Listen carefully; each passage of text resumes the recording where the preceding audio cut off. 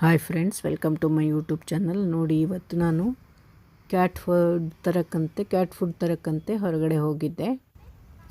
ನಮ್ಮ ಮನೆಗೆ ಹತ್ತಿರನೇ ಆಗುತ್ತೆ, ಮೇನ್ ರೋಡಲ್ಲಿ. ಅಲ್ಲೇ ಹತ್ತಿರದಲ್ಲೇ ಗಾಡಿ ನಿಲ್ಲಿಸಿ ಸ್ವಲ್ಪ ಹತ್ತಿರ ಇರೋದ್ರಿಂದ ನಡ್ಕೊಂಡು ಹೋಗ್ತಾ ಇದ್ದೆ.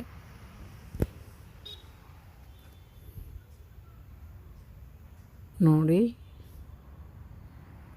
ಒಂದು 2 ನಿಮಿಷದಲ್ಲಿ ಕ್ಯಾಟ್ ಫುಡ್ ಶಾಪ್ಗೆ ಬರ್ತೀನಿ. ಇದು ನೋಡಿ, ಹಾಗೆ ಹೂ ಚೆನ್ನಾಗಿ ಬಿಟ್ಟಿತ್ತು ಗಿಡದಲ್ಲಿ, ಹಾಗೆ ತಗೊಂಡೆ.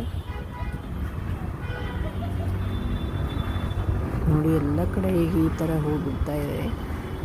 ಬೆಂಗಳೂರು ತುಂಬ ಚೆನ್ನಾಗಿ ಕಾಣಿಸ್ತಾ ಇದೆ. ಹಾಗೆ ಒಂದು ವಿಡಿಯೋ ತಗೊಂಡೆ, ಸ್ವಲ್ಪ ಚಿಕ್ಕದು ವಿಡಿಯೋ ತಗೊಂಡೆ, ಹಾಗೆ ಹಾಕೋಣ ಅಂತ. ಪಿಂಕ್ ಕಲರ್ ಹೂ ಎಲ್ಲ ಕಡೆ ಇದೆ ಈಗ ಬೆಂಗಳೂರಲ್ಲಿ. ಎಲ್ಲೇ ಕಾಣಲ್ಲ, ಬರೀ ಹೂ ಮಾತ್ರ ಇರುತ್ತೆ. ನೋಡಿ, ಈಗ ಕ್ಯಾಟ್ ಫುಡ್ಡು ಶಾಪ್ಗೆ ಬಂದೆ, ಪೆಟ್ ಶಾಪ್ಗೆ.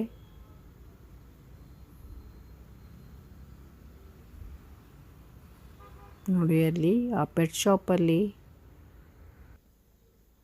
ಬೆಕ್ಕುಗಳನ್ನು ಹಾಗೂ ನಾಯಿಗಳನ್ನು ಸಾಕಿದ್ದಾರೆ. ಹೊರಗಡೆನೇ ಒಂದು ನಾಯಿ ಇತ್ತು. ನೋಡಿ, ಒಳಗಡೆ ಬಂದಮೇಲೆ ಬೆಕ್ಕು ಇತ್ತು. ಅದನ್ನು ಮಾತಾಡಿಸಿದ್ರೆ ಅದು ಮ್ಯಾವ್ ಅಂತ ಇತ್ತು.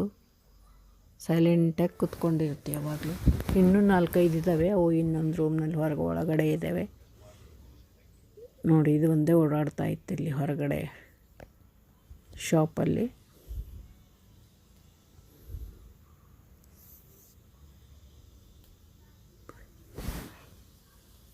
ಸೈಲೆಂಟಾಗಿ ಕುತ್ಕೊಂಡಿದೆ. ಹೊರಗಡೆ ಮೇನ್ ರೋಡ್ ಇದ್ದರೂ ಕೂಡ ಎಲ್ಲೂ ಹೋಗಲ್ಲ ಹೊರಗಡೆ. ಇಲ್ಲೇ ಶಾಪಲ್ಲೇ ಇರುತ್ತವೆ ಬೆಕ್ಕು, ನಾಯಿ ಎಲ್ಲ. ನೋಡಿ, ಎಷ್ಟು ಸೈಲೆಂಟಾಗಿ ಕುತ್ಕೊಂಡಿದೆ.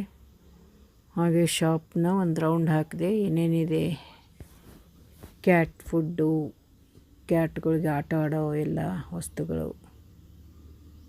ನೋಡಿ, ಎಷ್ಟು ಚೆನ್ನಾಗಿದ್ದಾವೆಲ್ಲ. ನೋಡಿ, ಹಾಗೆ ಕ್ಯಾಟ್ ಫುಡ್ಡು 20 kg ಇದೆ. ಆಮೇಲೆ ಲಿಟ್ಟರು ಎಲ್ಲ ಸಿಗುತ್ತೆ ಇಲ್ಲಿ.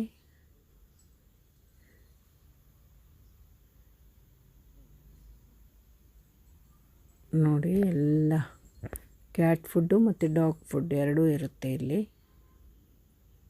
ಎಷ್ಟೆಷ್ಟು 5-5 kg 10 kg ಬ್ಯಾಗ್ ಕೂಡ ಇದ್ದಾವೆ.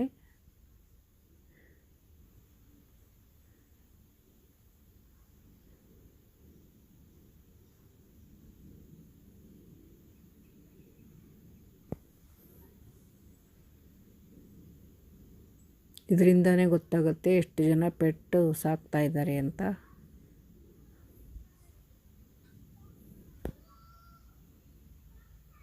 ಇವೆಲ್ಲ ತುಂಬ ಕಾಸ್ಟ್ಲಿ ಎಲ್ಲ ಕೂಡ. ಆಮೇಲೆ ಒಂದು ಸಲ ಪೆಟ್ಗೆ ಏನಾದರೂ ಆದರೆ ಇಲ್ಲೇ ಡಾಕ್ಟ್ರು ಕೂಡ ಇರ್ತಾರೆ. ಎಲ್ಲ ಒಂದು 2,500 3,000 ಆಗುತ್ತೆ. ಲಾಸ್ಟ್ ಟೈಮ್ ಬಂದಾಗ ನಾನೊಂದು ಸಲ ಅದಕ್ಕೆ ವ್ಯಾಕ್ಸಿನೇಷನ್ ಎಲ್ಲ ಹಾಕ್ಸಿದ್ದೆ.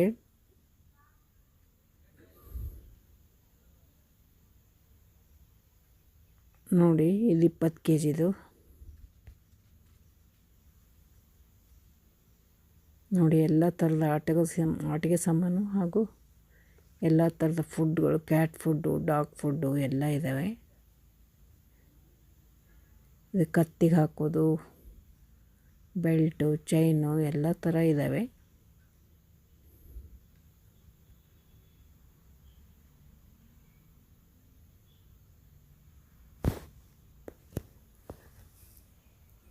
ನೋಡಿ, ಇದು ಬೆಲ್ಟಿಗೆ ಹಾಕೋದು. ನೋಡಿ, ಎಷ್ಟೊಂದು ವಿಧ ಇದೆ ಇದರಲ್ಲಿ ಆಟಿಕೆಯಲ್ಲಿ. ನೋಡಿ, ಇವೆಲ್ಲ ಬೆಲ್ಟ್ಗಳು.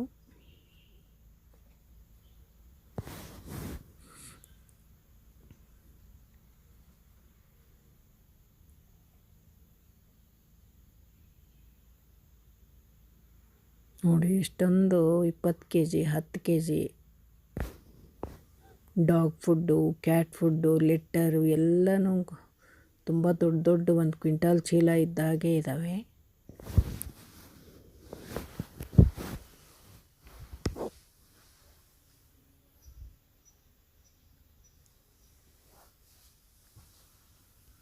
ನೋಡಿ ಎಷ್ಟಿದೆ. ನನಗನ್ಸುತ್ತೆ ಮೆಡಿಕಲ್ ಶಾಪ್ಗಿಂತ ಇದೇ ಜಾಸ್ತಿ ಇದ್ದಾವೆ ಇದರಲ್ಲೇ. ಈ ಫುಡ್ಡು, ಈ ಪ್ರಾಣಿಗಳು, ಲಿಟ್ಟರ್, ಚೀಲಗಳು, ಅವೆಲ್ಲ ಬ್ಯಾಗ್ಗಳು. ನಾನು ತೊಗೊಳೋದು ನಮ್ಮ ಕ್ಯಾಟ್ಗೆ ರಿಮಿಯಾ ಅಂತ.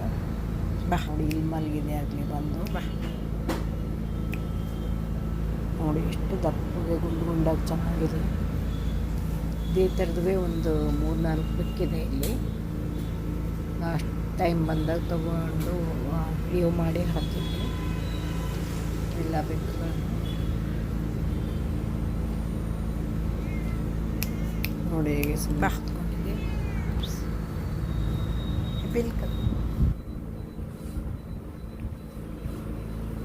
ನೋಡಿ ಮೇಲೆ ಟೇಬಲ್ ಮೇಲೆ ಬಂದು ಕೂತ್ಕೊಂಡಿದೆ. ಇದಕ್ಕೆಲ್ಲ ಅಭ್ಯಾಸ ಆಗೋಗಿದೆ. ಬೆಕ್ಕಿಗೆ ಏನು ಮಾಡೋದು, ಸೈಲೆಂಟ್ ಆಗಿ. ನೈ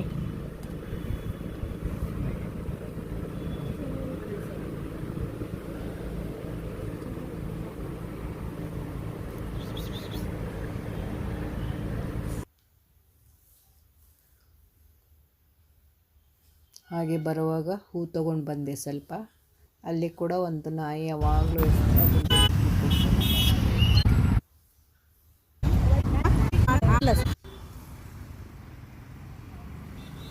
ಹಾಗೆ ಬರ್ತಾ ಗಾಡಿ ಇಟ್ಟಲ್ಲಿಗೆ ಬರ್ತಾಯಿದ್ದೀನಿ. ಅಲ್ಲಿ ಗಾಡಿ ತೊಗೊಂಡು ಮತ್ತೆ ಮನೆಗೆ ಹೋಗ್ತೀನಿ. ನೋಡಿ ಹಾಗೆ ಅಪಾರ್ಟ್ಮೆಂಟ್ ಮುಂದೆ ಒಂದು ಚೆನ್ನಾಗಿ ಎಷ್ಟು ಹೂ ಬಿಟ್ಟಿದೆ ನೋಡಿ. ಇದು ಬೋಗನ್ವಿಲ್ಲ ಇರ್ಬೋದು ಇದು.